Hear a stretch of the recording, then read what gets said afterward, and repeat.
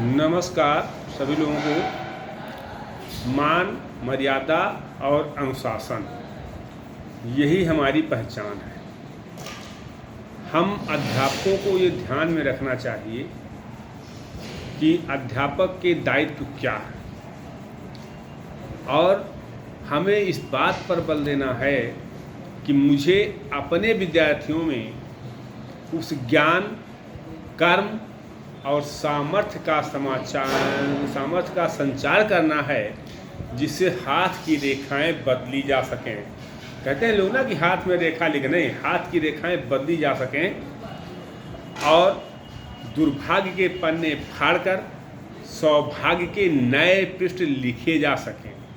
और ये पुनीत कार्य, ये शुभ कार्य एक कुशल, एक समर्थ, एक सशक्त अध्यापक ही कर सकता है, क्योंकि अध्यापकों के पास धर्म की धरोहर होती है, मर्यादाओं का निक्षेप होता है और इतिहास की थाती होती है, जिसे संभाल कर रखना और आने वाली पीढ़ी को हस्तांतरित करना यह अध्यापकों का दायित्व होता है।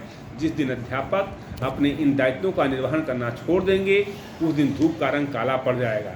एक डॉक्टर ब्राउन की एक परिभाषा है, उन्होंने कहा है कि जब अध्यापक दौड़ता है तो उसके छात्र चलते हैं, जब अध्यापक चलता है तो उसके छात्र बैठ जाते हैं, जब अध्यापक बैठ जाता है तो उसके छात्र सो जाते हैं। जिस देश का छात्र सो गया वो देश सो जाता है। इसलिए हम अध्यापकों को हमेशा दौड़ने का आशय यहाँ ये है कि हमेशा जागरूक रहना है, हमेशा विद्यार्थियों के साथ कंधे से कंधा मिलाकर चलना है और योग्य विद्यार्थियों का निर्माण करना है, योग्य शिक्षकों का निर्माण करना है, जिससे देश का विकास हो, समाज का विकास हो, राष्ट्र का विकास हो। क्योंकि राष्ट्र प्रथम की बात हम लोगों को सोचनी होगी। राष्ट्र है तो हम हैं, राष्ट्र है तो आप हैं, राष्ट्र है तो समाज है, और व्यक्ति से परिवार, परिवार से समाज और समाज से राष्ट्र का निर्माण होता है। ऐसी स्थिति में हमें आज अपने बच्चों को मूल्य युक्त शिक्षा देना है।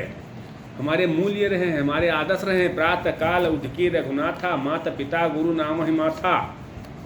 ये हमारा आदर्श रहा है। गुरु शिष्य परंपरा रही है हमारे यहाँ, माता पिता और गुरु को प्रणाम करने की परंपरा रही है।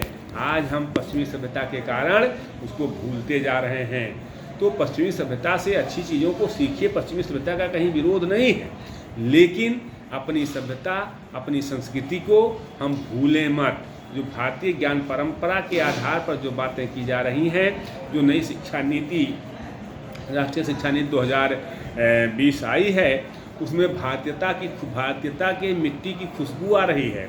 उसको अगर अच्छे ढंग से इम्प्लीमेंट किया जाए, लागू किया जाए, तो निश्चित तौर पर भारतीय लोगों में भारतीयता की खुशबू आएगी और भारत का कल्याण होगा, भारत को आगे बढ़ने में सहायता मिलेगी। और जिस तरह से हमारा देश भारत पहले विश्व गुरु था, पुनः विश्व गुरु हो जाएगा।